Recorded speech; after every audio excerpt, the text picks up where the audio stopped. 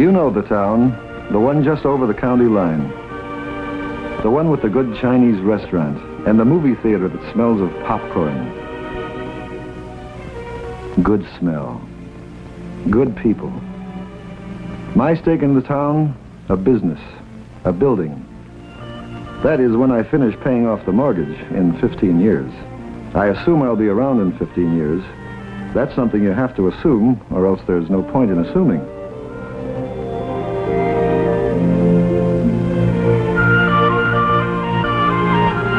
No one thinks about it much anymore. Too many crises, too many scares. So we push it to the back of our minds, where it waits, staring, bright-eyed, silent, more or less.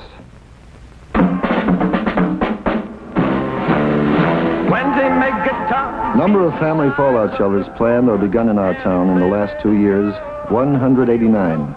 Number completed, 5. They're gonna live in my fallout shelter. So if you want... Some say it was apathy, indifference. Others say it was all that talk about standing at the door of your home shelter with a gun and shooting your neighbor down if he tried to get in. That didn't sit well with our people. But the coming of the National Shelter Survey and the idea of finding community shelter for everyone seemed to put the matter in a brand new light. Schools, hospitals, commercial buildings, apartment houses. 168 potential community shelters which could accommodate our entire population, plus any additional shoppers or workers who might be in the area during an attack. The hypothesis then, Mr. Mayor, is a nuclear attack. William Albemarle Groves, senior member of our Common Council, and one of the town's most trusted and respected citizens. That is the hypothesis, Mr. Groves. Unlikely, but possible from a military point of view.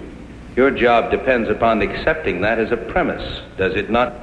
Dennis J. Allen, our Civil Defense Director. Shall we continue, gentlemen? By all means. The use of private structures will, of course, be up to the individual owners. But people like School Trustee McCardle have allowed the government to survey their buildings, to mark them as shelters, and to stock them with essential supplies. Well, don't make a hero out of me, Mr. Mayor. I was opposed to the idea at first, but the people in my building wanted a shelter, and I wanted to make them happy. It was just good business. Well, underneath it all, people like to know that there's somewhere to go if it happens.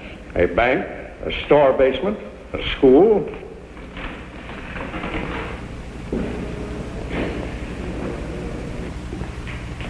Why a school? They're located where people live.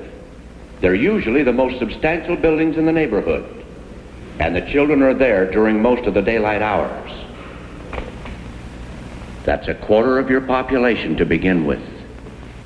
Our 8 school buildings could protect 5,000 people from nuclear fallout. At what cost, Mr. Mayor? For Jackson High, virtually nothing. For Grammar School 2, additional ventilation at a cost of $5 per person sheltered. For Grammar Schools 1, 3, 4, 5, and 6, modifications at a cost of $40 per person sheltered. For Grammar School 7, now under construction, an additional cost of $35,000. Total cost of all modifications combined, $163,125.11. To be paid by whom? By the people, naturally.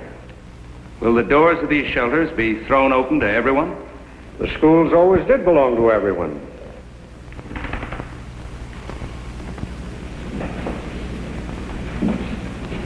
Who's to pay for supplies for these shelters? All stocked by the federal government.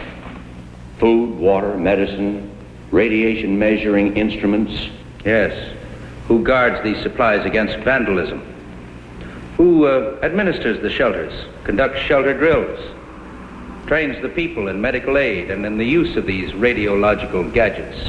Well, those things can be worked out. Or dropped entirely, Mr. Mayor. Not only is this not a matter for the schools, but in times like these, I can think of no more futile, negativistic approach than burrowing into the ground, and at these staggering costs. We can raise the money. And do without furniture, books, a cafeteria for Grammar School 2, more teachers for Grammar Schools 3 and 5, where we already have more than 40 pupils in a class. We want them to be 40 live pupils. I want them to be 40 live pupils too. But I deny the issue is survival. Because for the first time in human affairs, to kill is to be killed, and to let live is to live. An uneasy balance, to be sure, but the beginnings of peace. Now, if we're going to spend our money, let's spend it bolstering peace. Best fallout protection we have. We all believe in working for peace, but that doesn't mean we can't take reasonable measures for defense. What is a reasonable defense against total destruction? Tell me what will be left for those people when they come up out of their holes. Shall we begin with life?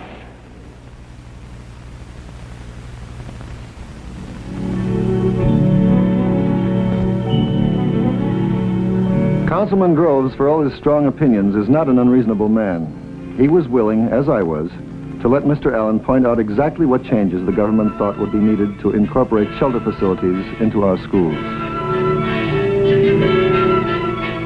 There was a lot of technical talk, Rankins, PSIs, protection factor 100. But it all came down to something simple, the ABCs of fallout protection.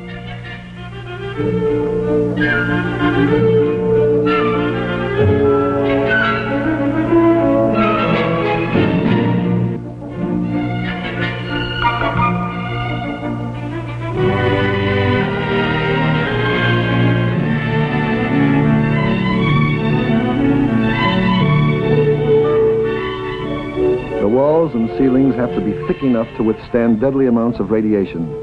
And if they're not, you make them thicker. And when all is done and you're protected by thick basement walls, you have to breathe, which means a system of ventilation.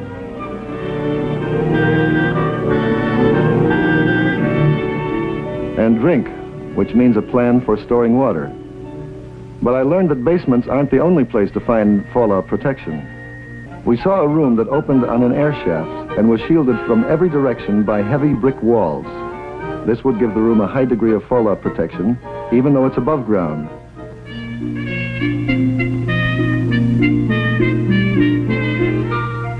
Rooms like this, and windowless rooms in the core of a building, can increase the shelter capacity quite a good deal. God grant they never have to be used.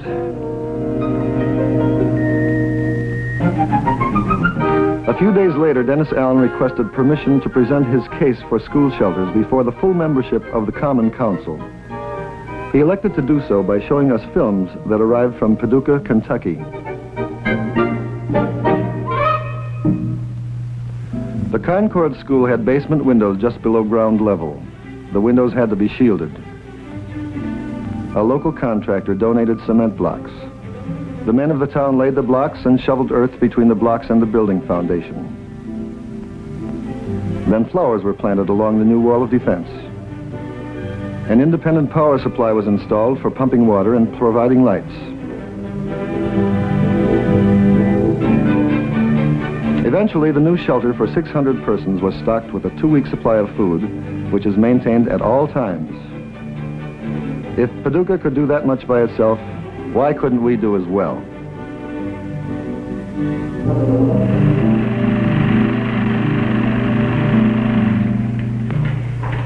Well, gentlemen, what's your opinion?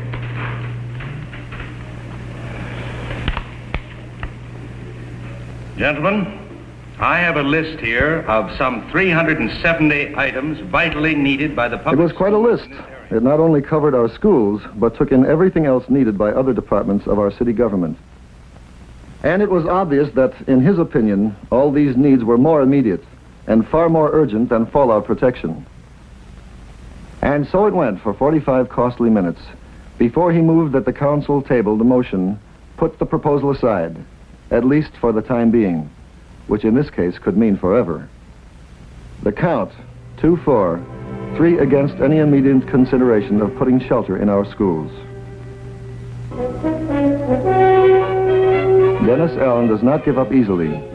he persuaded Mr. Groves to accompany him to a model community shelter that had been set up in a neighboring county. A shelter that doubles as a meeting place for civic groups, proving that money for fallout shelters can also buy useful peacetime facilities. Allen also demonstrated the use of what Groves had called a radiological gadget, a dosimeter.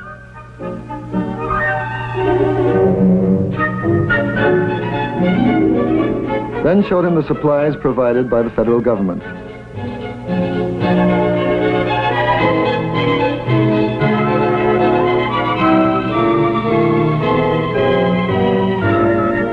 But if a change was forthcoming in Groves, the dent was still to be made.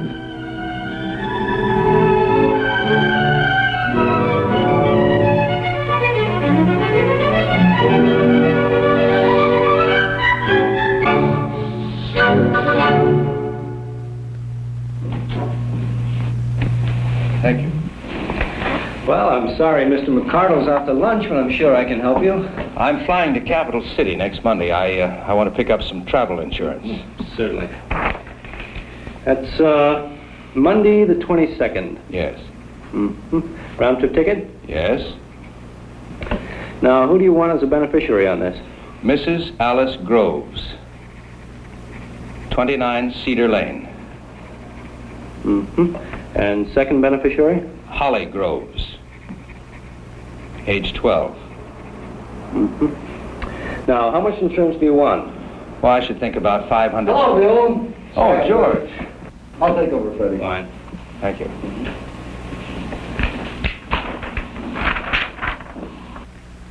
Travel insurance? Yes, Good policy. I'm sure it is.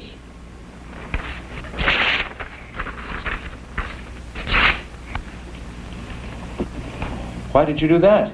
Simple. I don't want you to waste your money. But you said it was a good policy.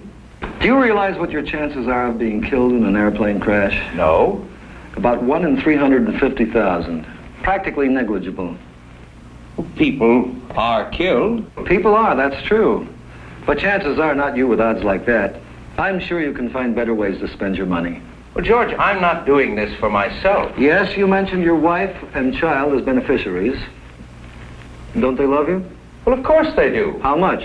Very much. Well, then if you got killed, chances are they wouldn't even want to go on. Absurd. People have to go on. Even H-bomb survivors? All right. You've made your point, but my time is limited, so if you'll please get a new application. No. I wasn't fooling. I'm not going to sell you a policy. They sell them out at the airport, George, in machines. I only came here out of friendship. Show friendship to the people of this town. Give them some insurance. Did you know chickens and eggs are highly resistant to radiation? No. Very interesting. You're not thinking of building a shelter. Certainly not. You know my feelings on that subject. Yes. As if man could bury his head in the ground and hide from responsibility. Some people have different ideas of responsibility. Yes, I'm familiar with the wide variations that exist in that area. Mrs. Wakeman told me they're putting a shelter in her apartment house. If they want to build shelters in their homes, that's fine with me. But why a school? A place for enlightenment should suddenly become a center for war preparations. I'll tell you why. If we had a shelter and something happened while Holly was in school, do you think I could stay in the shelter? Not knowing what was happening to my child, whether or not she was protected, I would run to that school to be with her. And nobody could stop me, Bill. Nobody.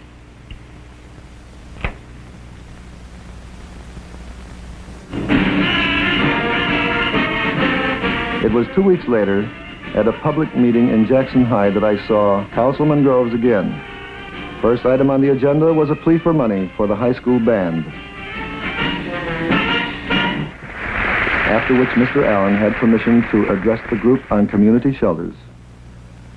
As always, he included a definition of fallout. When a nuclear weapon explodes, many tons of vaporized earth are sucked up into the cloud, and there they become radioactive. These radioactive particles fall back to the earth up to hundreds of miles from the point of explosion, forming a dangerous blanket over buildings, fields, and roads. Exposure to a large amount of fallout radiation can cause severe sickness and could result in death within a few weeks. But the danger is a temporary one, since fallout decays rather rapidly after a nuclear blast. 7 hours later, radiation level is down to 10% of the original level. 2 days later, it's down to 1%. 2 weeks later, down to 1/10 of 1%, which means that the first 2 weeks are the critical ones in which to be sheltered, assuming, of course, that you have survived the initial explosion. Question. Yes? How far do you have to be from the blast to live through it? Well, let's take a 20 megaton surface burst. You would have a good chance of surviving if you were more than 12 miles from the point of detonation, provided you knew what to do. Well, what do you do? A number of things. The first sign of a nuclear explosion is a blinding flash of light. That means about 3 seconds before the heat or thermal wave. During those few seconds, you should try to get away from windows and behind something solid. That would minimize the burn effect, which lasts about 5 seconds. Then you would have about 1 minute to seek maximum cover before the blast. If possible, go below the surface of the ground. After the blast is over, the fallout will not begin for at least 30 minutes. Time to reach a shelter where you can remain for several days. How do you know when to come out? In a private shelter, you'd be notified by radio announcement. In a mass or community shelter, the director would tell you when it's safe to come out. Who's he? He's the man in charge of the shelter. He'd be somebody in your neighborhood with leadership experience. Suppose the director doesn't get to the shelter in time. There's a regular chain of succession. That's all worked out in advance by the community.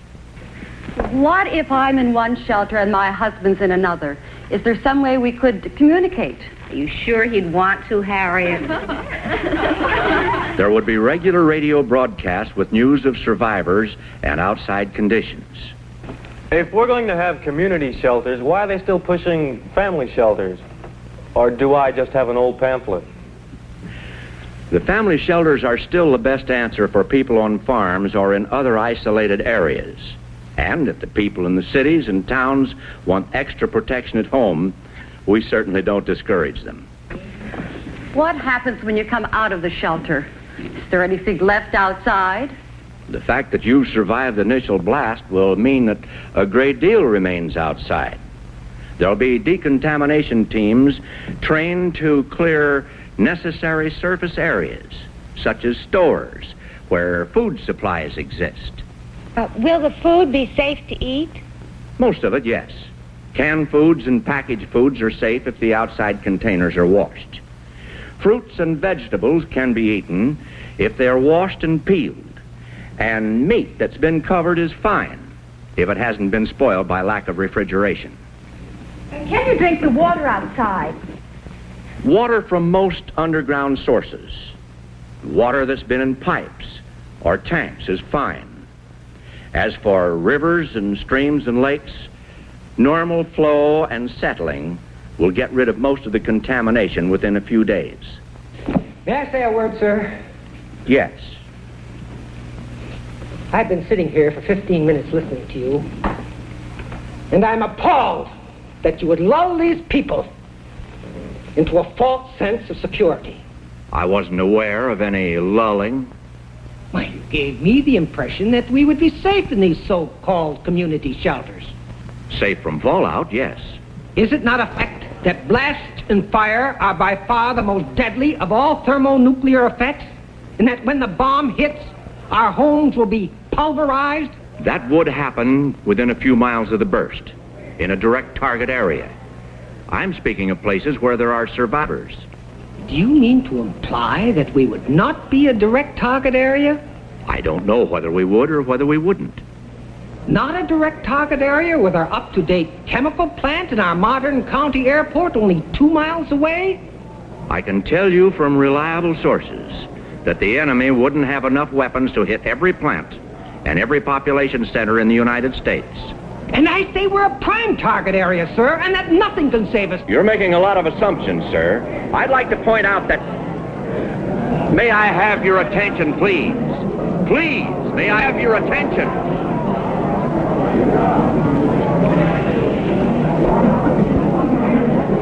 I would like to answer the gentleman's comments, if I may.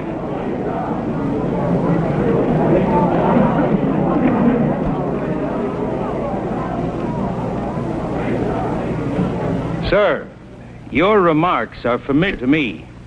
I have thought them myself. I have felt them myself. The feeling of futility, of doom. And I have felt the opposite, too. The sureness that it could never happen. That it was much too horrible to happen. Then one day, realized that these two apparently opposite views had much in common. Both led to complete inaction. Both allowed me the leisure of doing nothing of my unique predicament as a 20th century man. I had faced two possibilities: world peace and world destruction. I was notably reluctant to face the third, the possibility of a nuclear war in which some will survive. The most difficult of all to face because it requires intense preparation, sacrifice, money, for a day we hope will never come. If it doesn't, and the world is spared, who will care how much these things have cost? If it comes, and we are ready, then whatever we have spent beforehand will be cheap. You might say a form of insurance. Ladies and gentlemen, I ask your assistance in financing the construction of shelters in our public schools.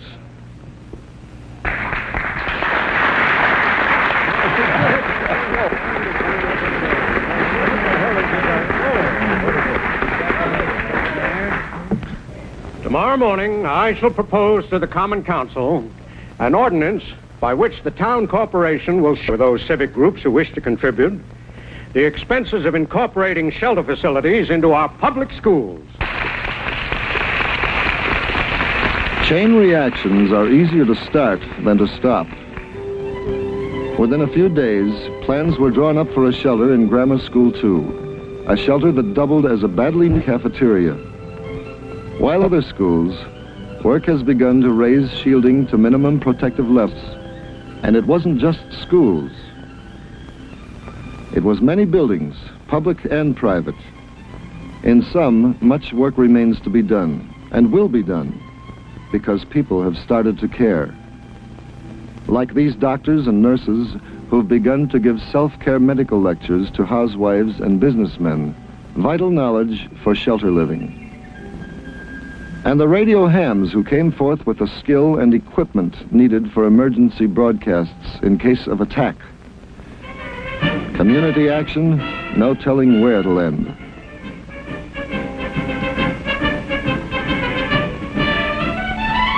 You know the town, the one just over the county line, the one with a good Chinese restaurant, and the movie theater that smells of popcorn. Come around and have some. We'll be here.